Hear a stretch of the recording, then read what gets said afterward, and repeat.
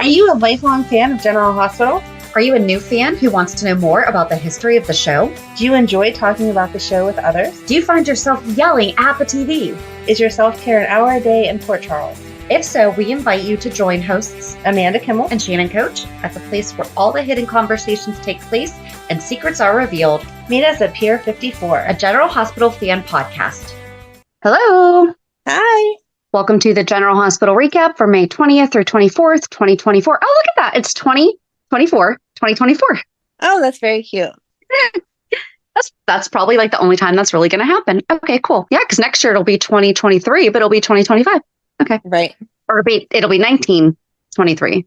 Anyway, this is just going to be our new theme. We'll just let you guys know when we're back in person. How's that? Because this last minute life stuff has got to stop. But this time it's not really anything bad. It's just a matter of non-communication between things that are happening.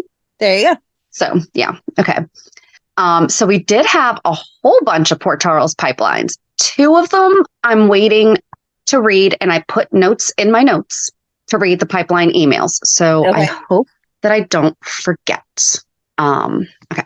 I just bolded them just to be sure. So we did have a few suggestions for Madeline for teen mystery books. Oh, thanks. Calla Lily so typically I do not read. Actually, she's very lucky because she tweeted at us. Is it still called tweeting at if it's Xing at us? I don't know what. But first of all, it's the last one that I ever really go to. Like, I'm not on it every day. I'm only on it pretty much when I post the show. I happen to see this, and I really don't.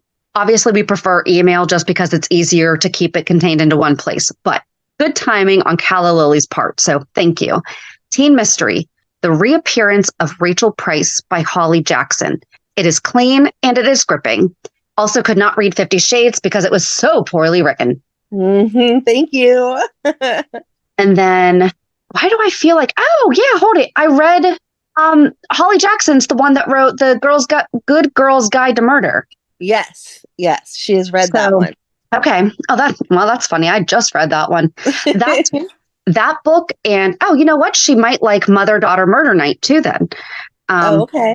Those were the 2 books that my husband picked up for me from the library that the librarians were like, do we need to, be looking out for you here? Like, what's going on? And then Emily sent us some mystery book suggestions. Love you, ladies. Thank you. I was screaming at my car radio, Nancy Drew. The Nancy Drew mysteries are appropriate for all ages.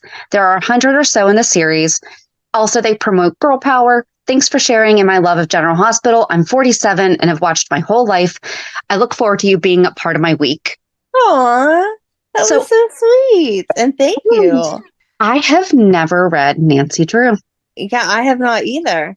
I'm surprised by that. Has she ever read The Boxcar Children? I don't think she has. That was one of my favorite series when I was younger. But I feel like I might have been younger than her. And I feel like she's kind of how I was in reading I was reading books about CIA conspiracy in 6th grade. So yes, she likes to read more mature books. But also the funny thing is, like, I look at an adult book and I think, oh, okay, this is probably not appropriate content and is probably, like, she has a very good vocabulary and reads really well for her age, but it probably has some, like, bigger thoughts in it that she's not going to grasp. And then whenever you look it up on the AR scale, it's like a 3rd grade reading level. Right. So some of the books that she's picking because that they are, she'll be in 6th grade next year. So she likes to read at like a 7th grade level. So she'll pick a book that's at a 7th grade level. And I'm like, I don't even know that I could read that book because it's a more adult content, not like gross stuff, but like just the theories behind it kind of book. And she's like, well, it's only 6 point whatever, blah, blah, blah. Like, we were talking about the It Ends With Us book. That is like a 3rd grade level reading book. And she made fun of me and was like, Mom, why are you reading 3rd grade level books? And I was like, I'm just reading a book because I enjoy it. Because they're talking about like the language that's used and the... Yeah. Oh, Yeah, Okay. because then they take that 10-point test on it. They have to read so many AR books 9 weeks. Yeah. And she's like, yeah, that's below my reading level. I'm like, whatever, Madeline, be quiet. So it just occurred to me. So I've only read one Stephen King novel in my life, and it was Okay. 11/22/63, which is about the JFK assassination. But it's also like a little bit of time traveling. It is a very long book, but it's 849 pages. Okay. But I just looked it up on the AR and it's 5.4. So she might. See, isn't that crazy? Yeah. I actually think that I have it. If I have it, I'll let you borrow it because I think that she might like that too. Because it's really, it moves along. Thank you. Thank you. And thank you to all our fans. Like, I really do appreciate it because, yeah, I plan on having a summer full of reading, but I don't want to get books she's never going to read. And I can request a whole list at the library now and be set. Yep. And then we had our friend Nicole message about what would you ladies think if they brought Lulu out of the coma? I don't know what she would say to her mother, Laura. I wonder if people dream while in a coma. Oh, I think they do. Yeah. I don't know. I'm ready for her to come out of that coma, man. Come on. Seriously. And then, hold on. No. And then the last two are the ones you're holding. Yes. So this week's Port Charles 411 is continuing. Lila, it's only going to be 90 to 91. I thought for sure we were just going to be doing the 90s and then the 2000s and be done with 4 weeks. So yeah, I swear when I picked this topic, I thought it was going to be like a one and done. Yeah, it was. Here's the thing, though. The write-up was just so short. Yes. Like there was no context to any of her storylines, which some of them are kind of juicy. So all right, we need that. And then you're going to get started on Bobby, on the next part of Bobby, which is Carly and Bobby. Yep. And so hopefully we will have that done. And I know that we said we want to do a summer of fan spotlights, so we're going to try to fit those in too. But I think now we pretty much have the summer planned out. There you go. Yay! Yeah, I think we'll probably get through July, and then we could make August fan month. As long as they don't bring anything else in to throw us off. True. So we'll see how it goes. We're really trying to get ahead on these, though. All right. So you have anything? No. I'm wondering who you're looking at. No, sorry. I was looking at the TV so that I can read the Hulu headlines. I'm like, who else are you asking? Do you have anything? No. Contextually, that was a fair point. All right. So on Monday, Sonny is horrified. Blaze consoles Kristina. Jason summons Carly. Gregory apologizes to Finn, and Anna confronts Brennan. On Tuesday, Alexis and Diane prepare to present their case. Kristina pleads with Michael. Dex has a big decision to make. Finn faces a difficult task, and Sonny seeks Dante's help. On Wednesday, Elizabeth is alarmed. I feel like there could have been a different word used there. Right, even just concerned? Yeah. Alexis is thrown for a loop. Dante issues a warning to Sonny. Ava gets key intel, and Kristina makes an offer. On Thursday, Carly stonewalls Anna. Alexis, hold on, let me make sure that Cookie is not in my room and trying to get out. Oh, she is. I'm sorry, honey. I'm so sorry. I thought you wanted to be part of the podcast today, Cookie. I heard her scratching and clawing at the door, and then it occurred to me she might have been in here. She's been really enjoying sleeping under my bed lately. Aww. Which is fantastic to have a black cat hiding in a very shadowy, dark space. So there's that. So back to Thursday, Carly stonewalls Anna. Alexis has her day in court. Ava offers sympathy to Sonny. Gio makes a move, and Kristina shares her fears. On Friday, Molly and TJ go on a date. Elizabeth can't shake her concern. Portia is conflicted. Cody and Stella support Tracy. I don't feel like there's any way to go into this without, we could do the Kristina stuff first. I was going to say, just kind of cover Monday's stuff first, because Monday was still a happy day. Yeah, hold on. Let's go back to what was Monday. Well, Monday was when Sonny was freaking out because Kristina ran away. Jason was trying to get him to calm down. He calls Carly Harley comes and tries to talk him down. I felt like today or this week, he should have been talking to Nina because Nina loves to not take responsibility for anything. And Sonny was right there this week of, oh, it's Jason's fault. Oh, it's Dex's fault. Oh, it's whatever. And Carly's like, seriously? None of it's your fault. You put the guy in pretty bad shape that he had to go get checked out at the hospital, but it had nothing to do with you. And he's like, nope, wasn't my fault. And then he went to see Dante, and Dante's mad about getting in the middle of it. Right. For once, I see Dante's point because he just had this conversation about quitting the police force because his dad puts him in the middle, and everyone's like, no, your dad won't put you in the middle as long as you're still on the force. And then here comes Sonny to be like, hey, so I beat up this guy, but it wasn't my fault again.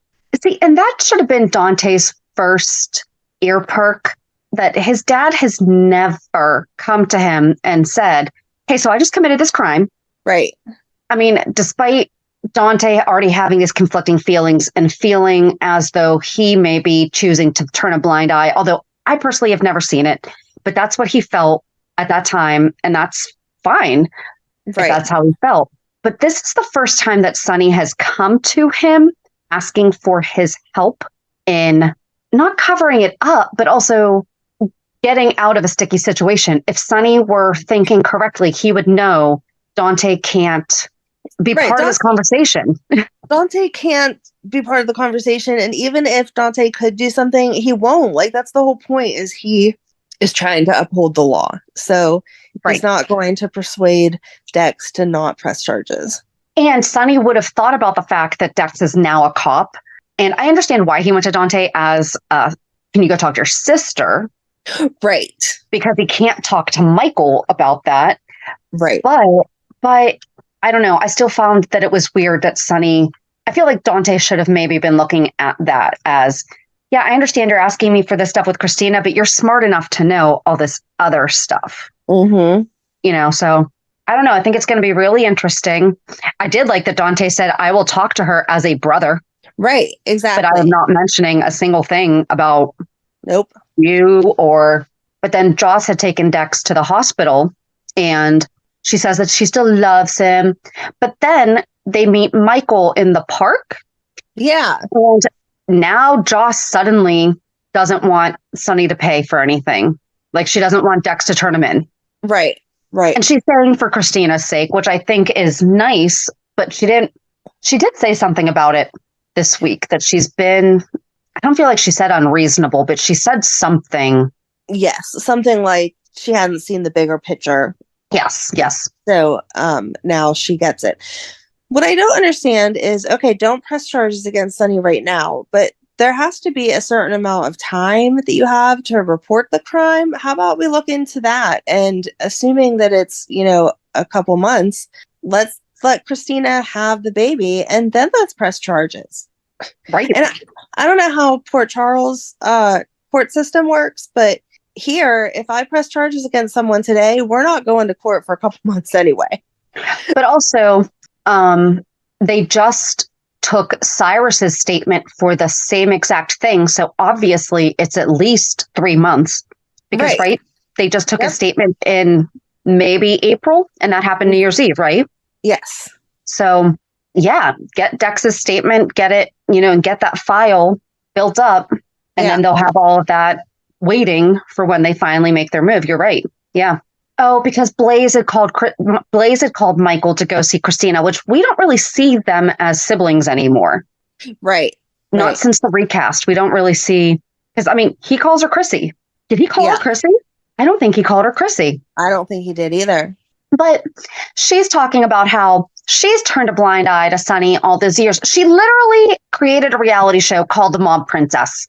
Right. Are we forgetting that we just did a 411 all about it, guys? Kristina has been 100% aware of her dad's dealings. I guess maybe she just never saw the violence. She knew that he could strong arm because he paid her way into Harvard, Yale, whichever school it was that she went to.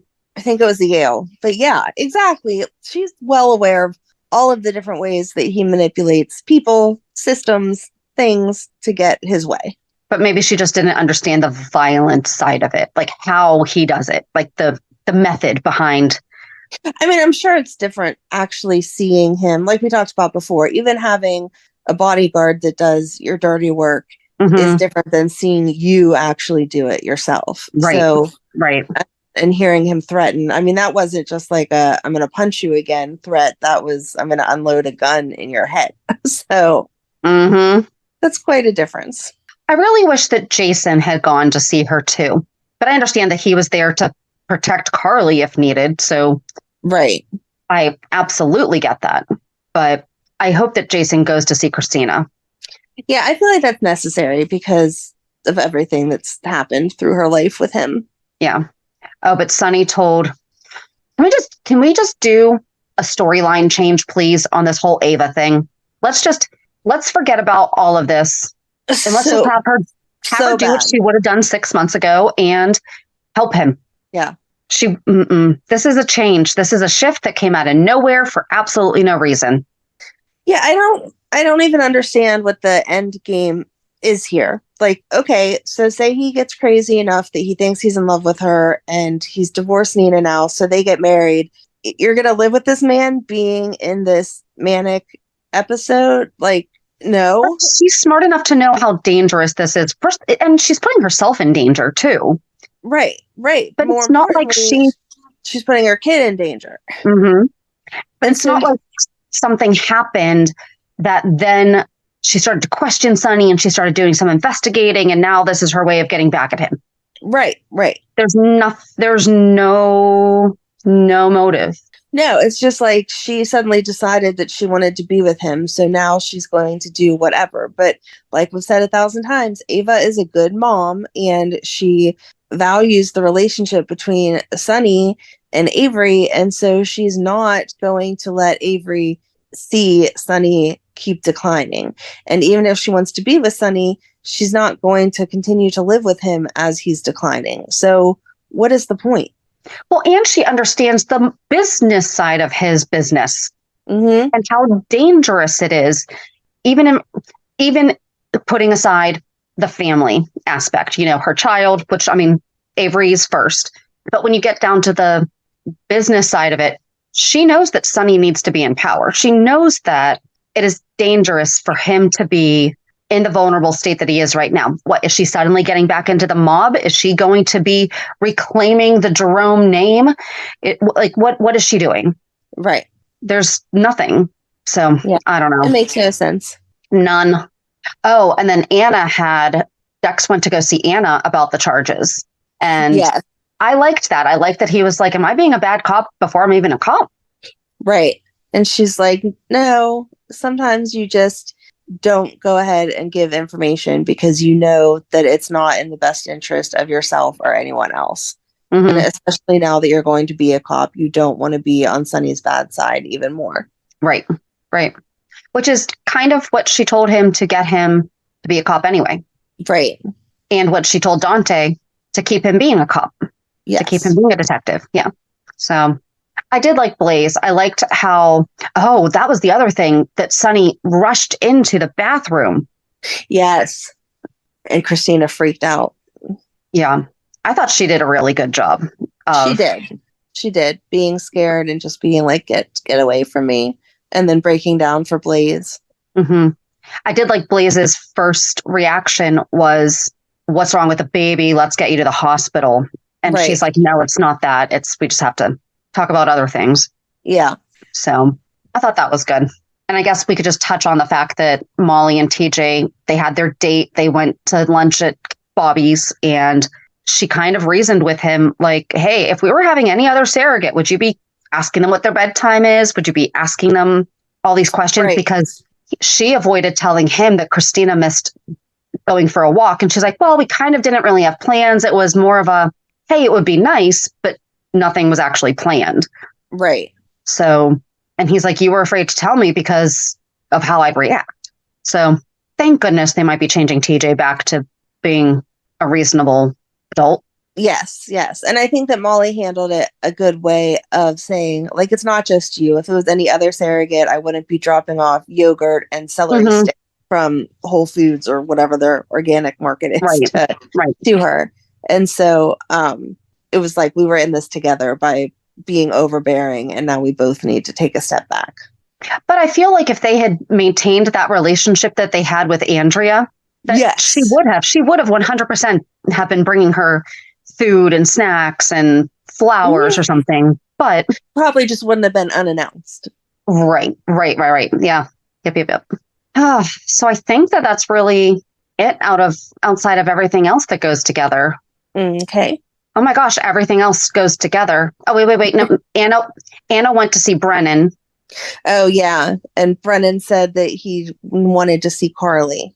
Mm-hmm. And again, with the zip ties. They're listening to us. And then Anna called Carly. Why am I forgetting what they talked about Brennan, but yeah, she went to see Carly and was like, she called Carly in. She called Carly in, and Carly was like, "What's up?" And she was like, "Guess who's in the hospital? Guess who said that they happened to be in the hospital because they wanted to see you again?" And Carly was like, "What?" And then Carly went to leave, and Anna was like, "You're not leaving to go see Brennan, are you?" And she just gave a look like, "Why would I even do that?" But because you already called to get put on the list, so right, but didn't specify where she was going. So it's just weird. It is. I don't know. I mean, I know Carly can manipulate people, but I don't know why she is thinking that she can get Brennan to crack. Like, he's the head of a major organization that's doing bad things against her ex-husband. Like, come on. Right. And Anna called him out on that too. And basically the same thing that she said to Valentine about, yeah, you're lying. You are much better than, like, you were always top in class. I did like his response, though, was, yeah, so that was 45 years ago, and my body doesn't move the same way. My favorite line this week was Carly to Anna whenever Anna was explaining the theory that he stabbed himself and like asking why. And Carly was like, we're not friends, and we're certainly not stab yourself in the chest type of friends. And I was like, that's so funny. But meanwhile, that's exactly what Jason did, though, wasn't it? Didn't Jason get stabbed or stabbed himself to get out of jail to be able to see her? Yes. Or to be able to at least like get access. Yeah. So I mean, so maybe that's how she knows what that level is, how to judge. Like, Jason and I are stab yourself friends. Brennan and I, nope, we're not. Would you stab yourself to get out of jail to see me? Depending on what it was for. Yeah. I would be scared that I would hit a major organ, though. Like, Anna was talking about how he knew, exactly how to stab himself so he didn't hit a major organ, and then he would go to the hospital, but he wasn't going to actually die, blah, blah, blah. I don't think I know. I'd have to study some anatomy some more to figure out where I'm supposed to be stabbing myself. Spend some time in the library, learn how to stab yourself, then we can talk. Do you know that the pain that you feel from stabbing is actually not from internal, because your organs can't feel that pain? It is from the skin touching like air and everything. Like getting, that's where the feeling is, because they were talking, I was listening to a podcast about how people can be shot or stabbed or whatever. And people will say, it felt like somebody just like punched me in the stomach really, really hard. And then they find out that they have a stab wound. It's because they don't feel, like, the inside doesn't feel the pain. I forget exactly what it was, but they were talking about how, like, your internal organ. Sorry, I'm sucking on a cough drop too. I still have like a little bit of a cough, but otherwise totally fine. Last week I sounded sick. Yes, you did. But the internal organs don't feel that, because I think they were talking about someone was stabbed like in one of their intestines, and it was like, yeah, but the intestine doesn't cause pain. Like, that's why the person felt like they got punched in the stomach, because your intestine bloats. So like, that's the feeling that you get, is the bloated feeling. So that's why the person was feeling that, and not, oh shoot, someone just stabbed me. But it has something to do with, like, once the skin is punctured and the skin, I don't know. Listen to Buried Bones. It's It's a really good, it's a really good podcast. It's retired detective Paul Holes, who's actually part of the reason why the Golden State Killer was caught. He's been basically he was on that case for like decades. And this woman, Kate Winkler Dawson, and they go back to like old crimes, and most of them are murders, but some of them are unsolved. And so or some of them are solved. And she tells him the story and gets like his take on current forensic technology and how it would have been applied. And if what they did at the time is still done today, or, and he'll even say, well, obviously, like in the 1800s, they weren't doing DNA swabbing. But if they had done that, then we could have done X, Y, Z. And I don't know. I think it's really interesting to hear. But yeah, they were talking about how somebody was shot in the head and went about his day. Oh my gosh. But it happens like all the time. Maybe not all the time, but I mean, there's a lot of people that. Good to know. Mental note made. Yep. So there's your little fun fact is Brennan could have been stabbed and gone about his day. Shannon's fun murder fact of the week. Is that a new segment we're going to start? Oh, no. You just wait for reality check. But if General Hospital does not somehow wind up figuring it out how to pull the case that I'm going to talk about in reality check into a storyline, they are missing a major great whodunit storyline. Oh, okay. Yeah, it's good. I mean, it's messed up, but it's very captivating. Got it. All right. And back to the show. But yeah, so I mean, I guess Anna kind of just put Carly on notice on, hey, how about you just like leave the policing to the police? Mm-hmm. And that's the thing, though. Carly does not get involved in these investigations like this. Like she would not. No. If he were not in jail, she would absolutely go visit him. Right. She doesn't leave a trail that she went to see someone. No. All right. So I think that might be it before we get into the last two storylines. So I guess the next one we could just really go to that isn't going to tie in because they don't know yet is Alexis's trial. Yes. Did you recognize who that is? No. Fergus Byrne? That's Cameron. That is Xander Smith's dad. That is Cameron Weathers' namesake and grandfather. Oh my God, you're so right. How did you not notice that? I like totally went. You know what? It's funny because I looked at him for like an extra second and was like, I know him. But then I thought, okay, did he just like play the part before? Like I've seen him before. And so that's why I recognize him. Oh my gosh. Nope. You love him. And I think that part of maybe why you didn't, I mean, now he's all salt and pepper, but Cameron Lewis was so nice. And, I mean, he and Xander had their issues, but he was a nice guy. He was a relatively nice guy.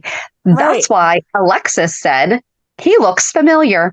I am so glad I am not the only one who recognized this. Our friend Kim wrote in, hello, 54ers, which I like that. We don't have, like, what are our fans called? Are they called 54ers? I like that. Maybe they are now. I've thought about it before.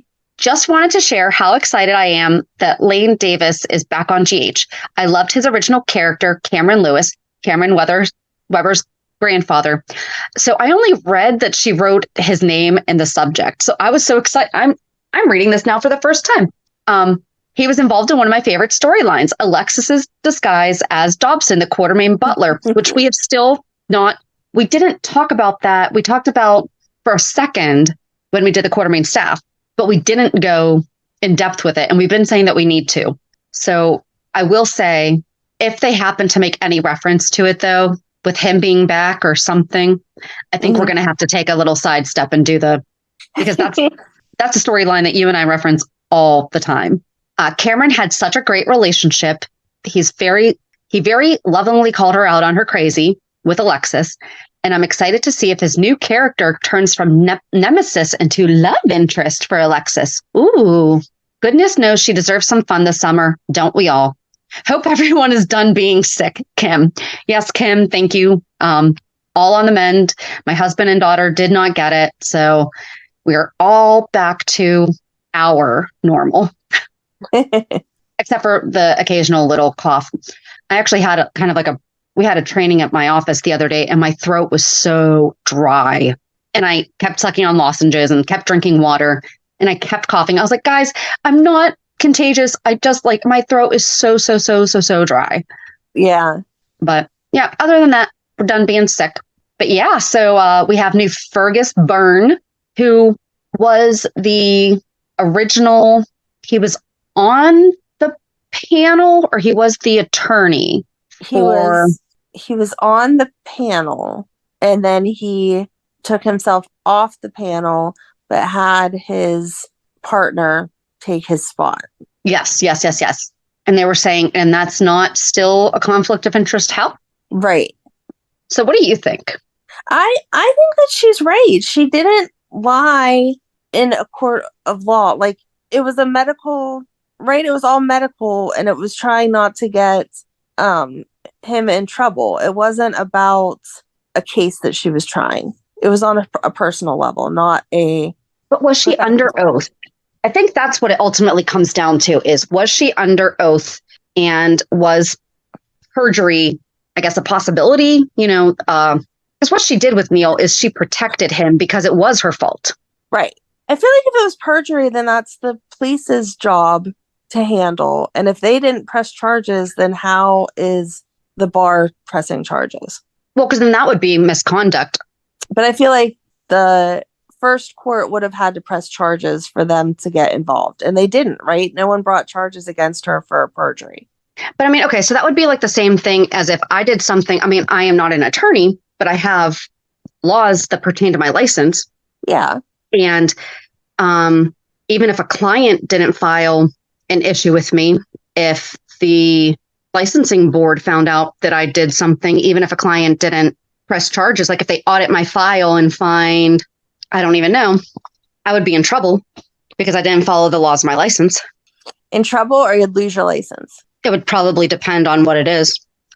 See, I can understand if they would have suspended her license for a while, but like now it's been, 4 years since she's been practicing. So she served her time. Let's move on.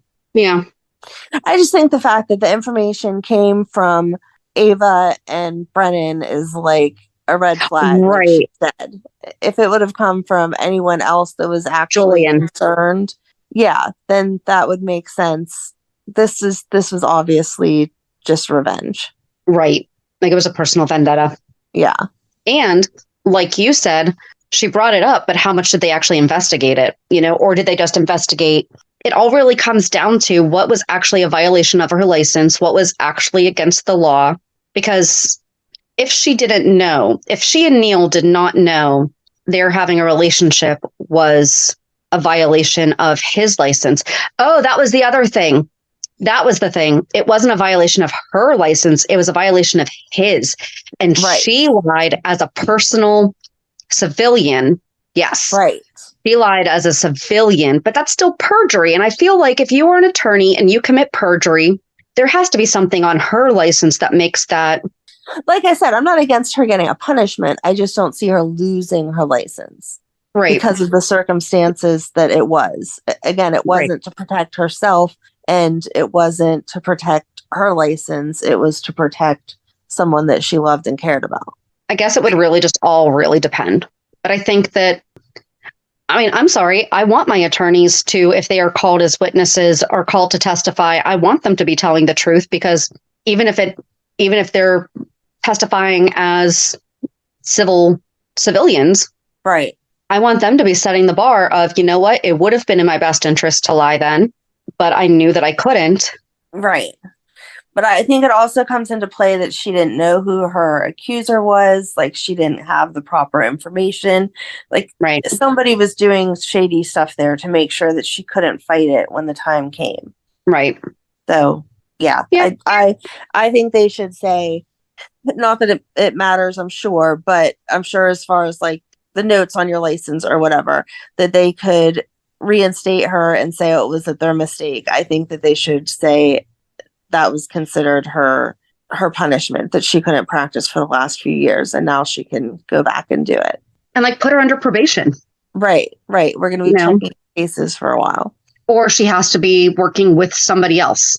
You know, she has to have, and not let it be Diane. I'm sorry. Like that is a clear conflict of interest that Diane is. I don't think she would necessarily turn a blind eye, but she also would not be as maybe this is where they'll get them together, is that it'll be okay, we can reinstate your license. You are going to have a mentor that not mentor, but you know what I'm talking about. Right. Someone that you have to work side by side with. And it's going to be Fergus. And then they're going to have a case, and then they're going to be like, smoochy, smoochy. Wow. All right. Yeah. And that just has to happen because it's Neil's brother, and we have to continue staying in the family. No, because our friend Kim is right. No, Cameron and Alexis had a great relationship. It just frustrates me that the only choices in Port Charles are your last boyfriend's son, father, or brother. Right. Or mother-daughter. Or mother-daughter, yeah. Yeah. No, I hear you. Especially when they really could. Well, I think it was funny, too, that didn't she say something about, I had nothing to do with either of your brother's death?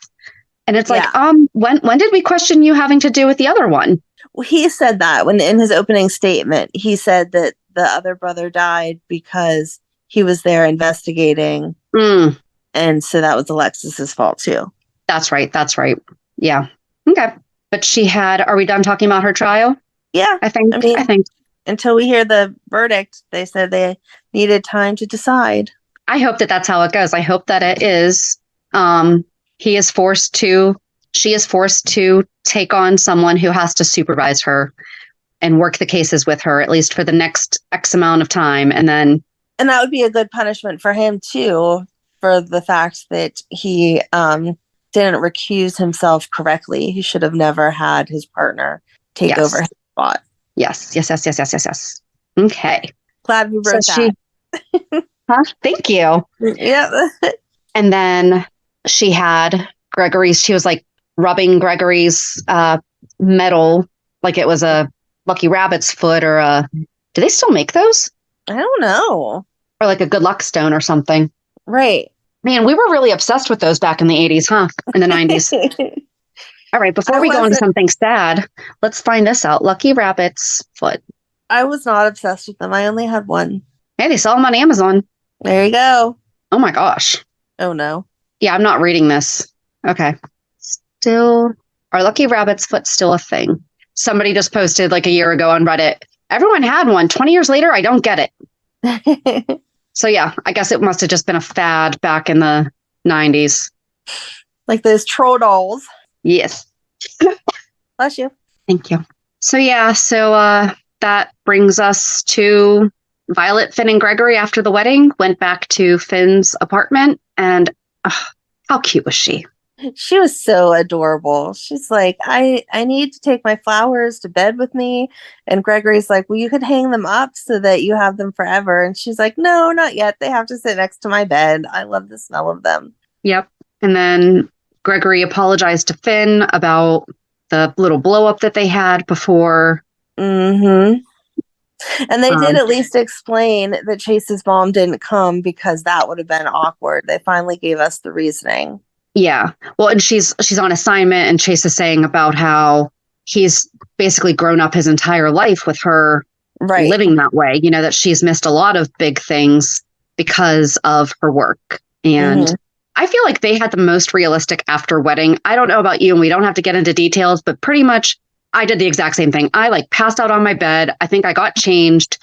We had a friend who gave us a bottle of Dom Perignon, and I think we had half a glass each, and we were like, I am so tired. And then passed out. Yep. A lot of our the hotel that we all stayed at had a bar attached to it, or right across the parking lot. So a lot of our guests and bridal party were like, come on, we're going over to have some drinks, come with us. And I was like, I am so tired.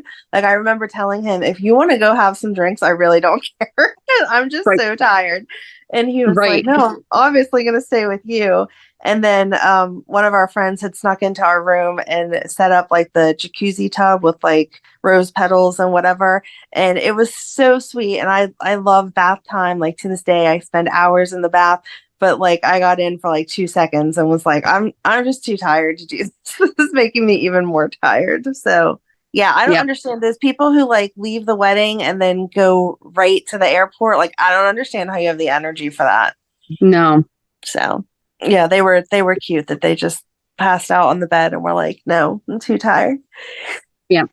But then the next morning they got up and went to the airport, and Chase couldn't find his passport, and then he found it. But then he also found a compass that Gregory had snuck in the bag with a sweet note about how they're always going to be able to find each other or find their way because they have each other and things like that.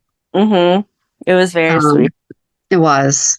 And back to the night before, Violet tucked herself in, and I felt that. I was like, yes. oh. But then I thought it was really sweet that they showed Finn helping Gregory get into bed. Yeah. Like having to take off his shoes, and how, I mean, Gregory kind of even said it was because of how big of a day it was. You know, it was, yes, sometimes he did need help, maybe with his shoes or his whatever, but like, especially on a day like that. Yeah. He was, and then they made some jokes, and he's like, okay, that's it. You don't have to finish this. You know, it's, okay. I did not cry when it happened. Wow. I know. Impressed. I didn't. No, because you know why? Because it was obviously happening. Yeah. Like I wrote, yeah, he's dying. Like Finn helps him go to bed. Yeah, he's dying. And then Gregory laid down, and I thought it was just really sweet that they went through like all the photos of him growing up, and that they actually got photos of Michael Easton and Josh Swickard when they were younger and growing up and everything. Mm-hmm. I just thought that was so sweet. I really, really liked it. And then he just passed. Yeah. And then Finn found. Yeah, I did tear up, which I don't usually do. I'm going to blame it on the emotions of the week as we're nearing graduation and all that. But it felt like, man, this is like really happening. It's done and over, and I don't want him to go. I just feel like they did a lot of foreshadowing. Because remember, I even said when Chase and Brooklyn were moving up the wedding, and you were like, no, they have to go on their honeymoon. I was like, okay, fine. It can be like towards the tail end of their honeymoon. But I was right on this. I said he was going to probably pass the night of the wedding. You were. Good job killing him off. I hate that I was right, but he said, I really want to be there for your wedding. Yeah. He said at the wedding, now my bucket list is complete. Right. So there was just a lot of. Yeah. Yeah. Well, it's like, so Erica and I were talking, I think my Grammy knew, because like she had been traveling to see people, and just like looking at the last photo that I have with her, I'm like, she was her, but you could tell like her body was changing. Mm-hmm. And I asked her, I was like, do you think that she knew? And she's like, I've thought about that. She's like, I think that she knew it was happening. Like it wasn't going to be too long. Like she probably didn't feel the same way that Gregory did, you know, with the right. Tonight's it. But I don't know. I thought that they had him die nicely. That sounds horrible, but you know what I mean? It was. No, it was done well. I think it was just the emotion of seeing that they did take that extra detail and like show pictures of him when he was younger and the boys when they were younger and stuff. So it really did feel like they finally come together as this family, and now he has to go. It was sad. Yeah. And they let him not be in pain. It's not like something happened at the wedding that it was cut short, or when he, right. You know, and he didn't have many more of those situations that he had to go through where he was not able to move. You know, it was his time. You know, he, like you said, he mentioned that his bucket list is finished, and I thought it was good. I thought it was a very loving passing. Right. And then the next morning, you know, Finn's getting, first of all, how was Violet going to school the morning after a wedding? Like, did they not get married on a Friday or Saturday? Is exactly what I thought. That is exactly what I thought. And then she's like, we only have a half a day, blah, blah, blah. And I'm like, what? You don't have school on a Sunday or Saturday. And I feel like if they would have gotten married on a Sunday or a weekday, that they would have mentioned that somewhere. Like, oh, we're doing the wedding on, you know, the best flight to get to Italy is on Tuesday. So we're going to have the wedding Monday or something like that. That was just weird. Right. But that detail aside, you know, Finn gets Violet off to school, comes home, had picked up his favorite bagel or his favorite donut from Eckert's. Mm-hmm. I think it was. Doesn't hear Gregory. The look on his face the second that he realized, like, I have to. Yeah. Like, he knew before he got back there. Yes. Yeah. And just kind of. Yeah. He went into like doctor mode. He went in, said, his dad's name a few times and then like checked for the pulse and stuff and then called 911 and was like, yeah, it's going to be a DOA. Yeah. I did like how they showed the medics, like the EMTs and everything coming and how that happens. Yeah. You know, because it's not, I guess it's not really thought about or talked about, you know. It's kind of one of those things that you don't know what happens until it happens. Right, right. But I could also see where, sorry, I'm just like trying to think. I'm like, you can see where it's kind of one of those unknown things that you just don't think about. That Right. Well, it was like whenever Chase did finally get there, he was like, where's dad now? And it was kind of like, where do you think he's not still just laying in the bed? I had to call somebody to come and get him. Right. But I mean, and that's probably the thing. Like Chase probably knows the answer to that also of what happens. But it was probably like he said to Finn, it's not a body, it's dad. Right. I wanted to see him. Yeah. Yeah. But I did look to see because Michael Easton was amazing. Yes. Like I thought that how he did that was very thank you. You are using Michael Easton correctly again. Right. I mean, I hate the way that happened, but then I looked up and they talked about the fact that like his very best friend passed away in 2023 from cancer. And so, but he was there when he passed. Oh, okay. And so I'm just kind of wondering, is that what he was channeling? Because that seemed so, you know how sometimes you can just tell like when they're not acting? Mm-hmm. Like that's how I felt about that. I felt like that was definitely a personal, not an acting. I don't know. Yeah. But yeah, so then Violet came home. Well, Violet came home before he wound up calling Chase, right? No. No, he told Chase first. Chase just hadn't got home yet. That's right, because they stopped by the Quartermains, dropped off their stuff, and then they came over. Yep.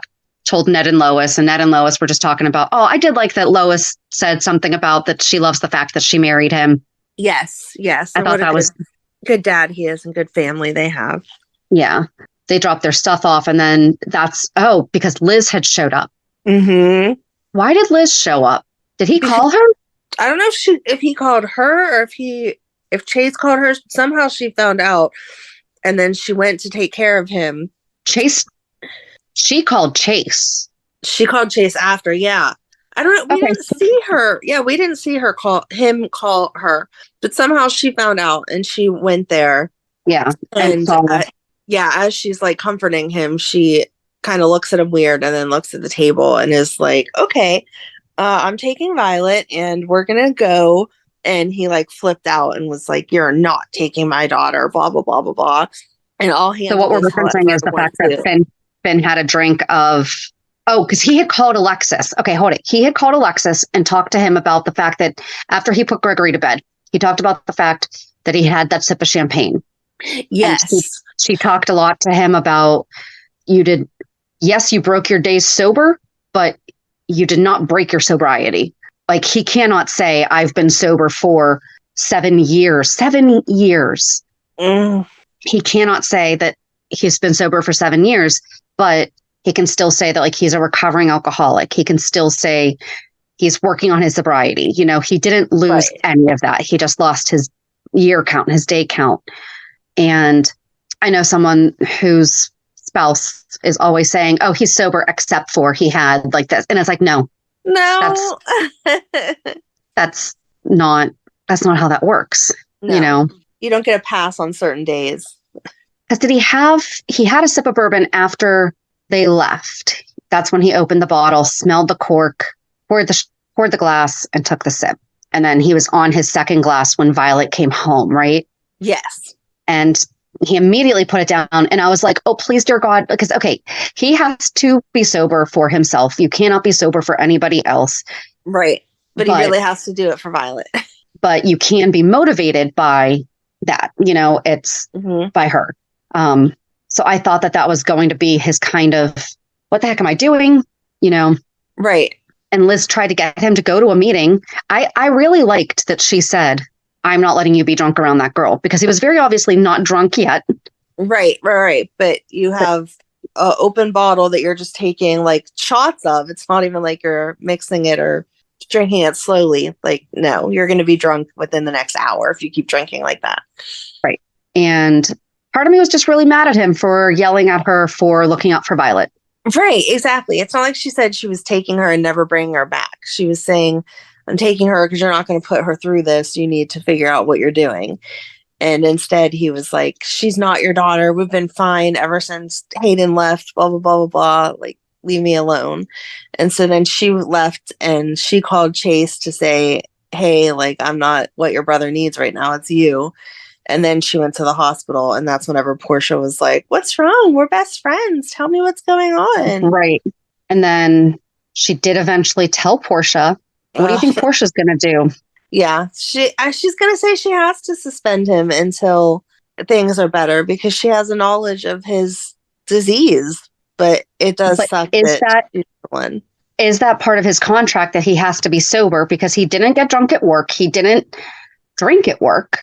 I don't know. You know? Yeah. Like none of it's, unless he goes to the hospital and tries to do anything medical. Right. But I think that it might be in his, because he's supposed to be able to submit to random testing, right? Yes. So is Portia going to get random test? Right. Ugh. But I did like that Chase went over and basically said the same thing. And he's like, I can't tell you how to grieve, but I can tell you basically what this is going to do. Right. And this isn't what Dad would have wanted. Like, come on. Yeah. I don't want to see this ruin Finn because I feel like they've done such a good job with his sobriety. Right. And we don't need to have something bad happen to him in order to have Hayden come back. She could just come back. Right. Right. We don't need him. Like Chase said, he can't tell him how to grieve, but he also doesn't. Oh, wasn't it? I think Liz did say to him, Chase has enough going on right now. Like he doesn't need this also. Yes. I guess I'm just really hoping that Finn makes choices that I would want someone to make. Right. I wondered, like, I didn't see the tag of who gave it to them, but like, why did he even have alcohol in his house? Like, it was Carmine, wasn't it? Wasn't it Carmine? Oh, was that who it was from? Okay. I think it might have been. Okay. I don't know. Well, because they gave it to, yeah, because Brooklyn and Chase would definitely not have given him a gift. Well, to the father of the groom. Maybe. Do people buy those? I had a friend give me wine for my son's graduation for high school. Oh, okay. I was like, wow, thank you. Yeah. I usually try to give the mom a gift for a baby shower. Yeah, that's nice too. But so, I mean, maybe if it was the Cerullos came in and were like, here's a bottle for the father of the groom, not knowing his disease, not knowing Finn, like not knowing that he lives with Finn, not knowing Finn's past. Right. You know, either way, I did have a friend who worked for a company that said that for 1 year, I think it was 2020, for all their corporate gifts that they sent to like all their clients, it was a bottle of something, but it was quote, it was under glass that said quote, break for emergencies or whatever. And I told her, I was like, that's great, except for if you sent that to someone that I knew, that would break their sobriety. Yeah. So I'm like, I feel like if you're giving alcohol as a gift, you have to know the person. Right. Like even know if they drink. Yeah. So I don't know. I really wish that Violet had maybe said, Daddy, your breath smells weird or something. Because bourbon's and he like got down in her face whenever she went to leave and was like, bye, I love you, and like hugged her and stuff. And I was thinking that same thing. She needed to be like, ugh, Dad, brush your teeth. But I hope that he just knows that Violet is worth getting sober for. Right. But yeah, so he had to tell her.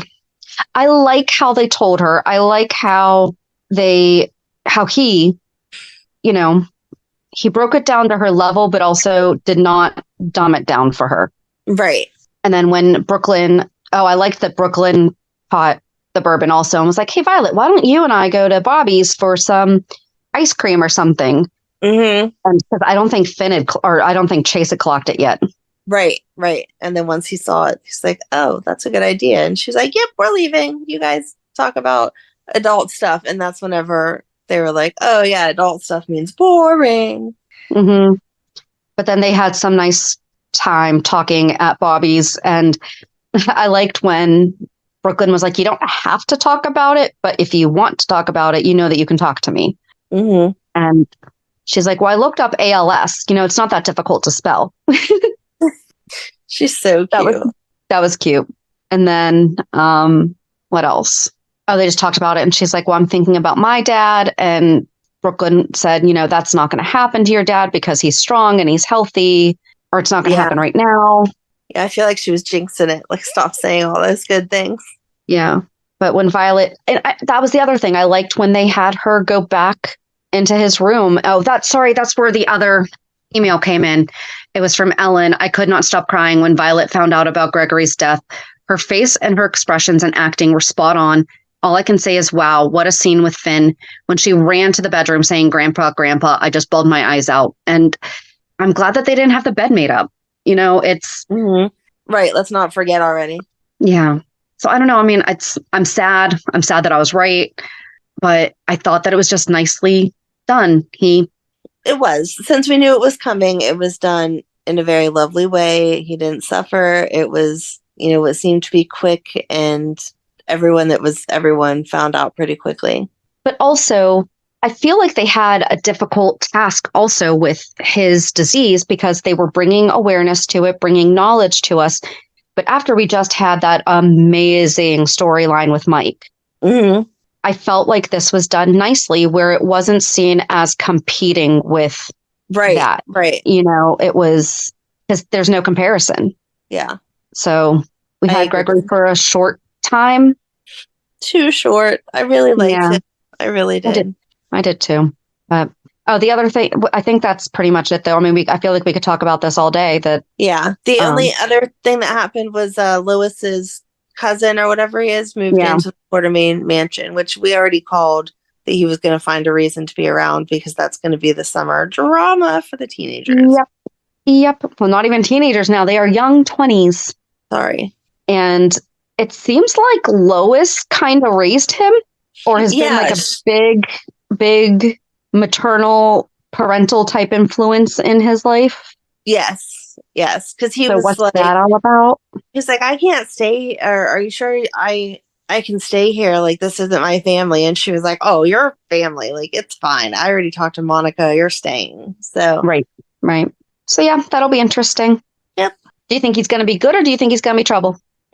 Oh, I hope he's good, but I don't know. He said something about not having too many friends back home, so that makes me wonder, was he trouble? Right. All right. I think that's it, though. Yeah. Reality check. So what was your reality check? It was another crazy week, another trip to the hospital for Megan. My mom's recovering from having her gallbladder out, so she's been super, not needy, just she's scared to do too much, but over just sitting around. So she calls and just like kind of chats about stuff that I'm like, did this really warrant a phone call? And I know, by now, because my mom is older, to just try to cherish every interaction. But like, she tried to place an order at JCPenney and she couldn't get it to go through. And so it was like in the middle of my work day. And she's like, so I'm trying to order this dress, and like starts describing it. And I'm like, Mom, I love you and I will help you and I will order the dress, but I cannot do it right now.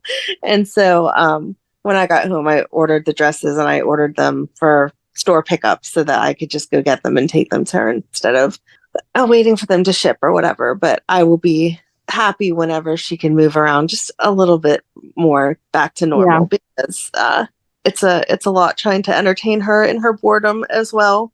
And still trying to figure out what's wrong with Megan. Ryan's healing well, so hopefully we're coming to the end of all of that and getting ready for Megan's graduation, which I still can't believe is coming up this week, because she was my original baby, because back in the day we had not at all planned on having a Madeline, so that's why there's that space between them of so many years. And so it's like, oh my gosh, I can't believe that in a way she's my last baby. Like, if I wouldn't have had a Madeline, I would be a empty nester here almost. So that's crazy.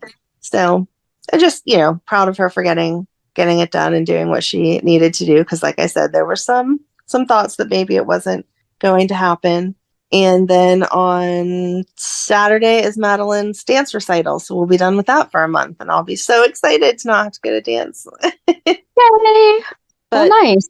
yeah, all kid, you know how it is this time of year. It's all kid stuff. You don't really have a life of your own. So No. no, that's about it, but mostly good stuff. So I'm excited for this upcoming week and happy that last week is done and over with. Good. How about you? Now that everyone is not sickos at your house. Yeah. So pretty much like was on the mend this week. Tuesday was my anniversary. Oh, and I sent you the picture of Brooklyn and Chase, and I have almost an exact same picture. Yes. Which is crazy. Oh, your wedding pictures were so beautiful. Well, it was thank like you. like a fairy princess you looked like that day. I had a good time. So yeah, Tuesday was our anniversary, but we didn't do anything because we weren't sure how I was going to be feeling.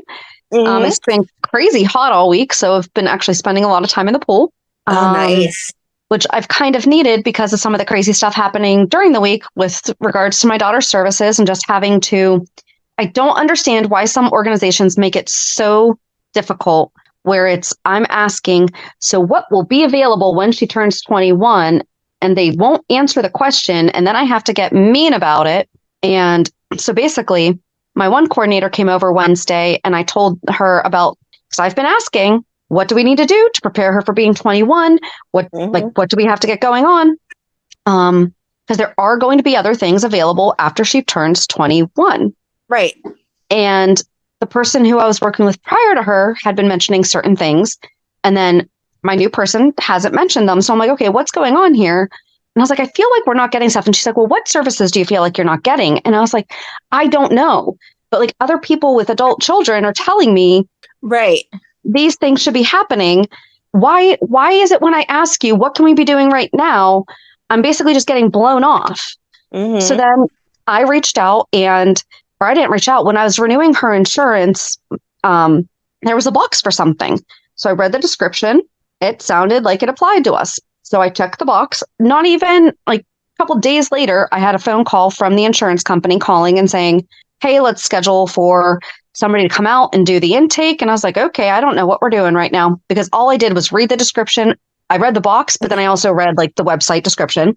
Right. And I verbally went through all this with them and said, well, here's my situation, blah, blah, blah, blah, blah, blah, blah. And so my daughter does not have any physical disabilities. So that's important. That comes into play. So then the intake person comes and I ask specifically to that intake person, is this going to impact the services that I set up with that she has set up with this other department that is also state run? No, and she doesn't. Well, she doesn't know. So then that was 2 weeks ago. So then on the 10th, they called to schedule the in-home assessment and so we scheduled it for the 22nd. And I said, okay, what time? And they go, well, we won't find out until the 21st. It's not scheduled until the 21st. I said, I work. Right. I said, I am very thankful that I am able to be flexible. But I said, but what time frame? I said, okay, can you give me a time frame? And they're like, well, you won't find out until Tuesday. Oh my God. I said, so you really just expect people to not have anything scheduled? And they're like, well, you'll find out the day before. And I was like, that's not how work works. Right. That's not how work works. So I had to very intentionally not schedule anything for pretty much all day. And the guy came over, did the assessment. And then because I was just keeping her home that day anyway, I was like, let's just get everything done. So I had the person that we currently have services set up with. So the guy that came and did the assessment was for new services with a different organization, like a different department of the state. Okay. So my person came with the other department of the state. And when I mentioned to her, oh yeah, this is what we were setting up with this one. And she's like, I think that might be a conflict. I don't think you can have services through both. And I said, well, I asked. And she's like, well, that's more physical disabilities. I said, I've brought that up. And neither person that came to my house, they both physically saw her. And the one person said she's probably going to qualify just based on medical. Well, I feel like medical includes physical disability. So right. So then she's like, well, I'm going to ask my supervisor because I haven't had training on that yet. So I'm like, perfect. Oh my God. When I don't have training on something for my clients, guess what I have to do? I have to go find out the answer because it benefits my clients and it can mess up their entire process. Right. But we don't make these people even have that thought process of I should probably find out so it doesn't mess up this person's life. Right. So she emails her supervisor. So then her supervisor finally gets back to me and we have like a big exchange. I was like, well, can you tell me what what is going to happen when she turns 21? Like, here's what we are trying to set up over here. Am I able to do the same thing over here? Right. And I've been asking the same question for months. Right. And I basically just get the runaround. And she's like, well, if you would like to look into those with us, you'll just have to work with your person. And I said, yes, I want to know absolutely everything that is going to be available after her 21st birthday. Yeah. And she said, well, here's the number for the other company. And I said, you just said in your last email to talk to my person with you. Person here. Yeah. And she goes, oh, I'm sorry. I just wanted to make sure that you had their phone number. I'm like, I do have their phone number. Thank you. Right. I'm like, and it's just, I'm getting the runaround so much, and it's needless. And it makes me feel stupid because they're putting me in the position where I feel stupid. Right. Because they're asking you questions that aren't your job. It's theirs. Right. And I mean, it's not, I think I shared on Facebook, I said, this is basically the equivalent of if I told, let's say you were interested in buying a house. Okay, go ahead, go to an open house and look at it. You find a sales agreement online. You write it all up. I'll email it to you and I'll still get paid. Or I'll email it to them and you still get paid. Or I still get paid. By the way, you have to do all the other work too. Right.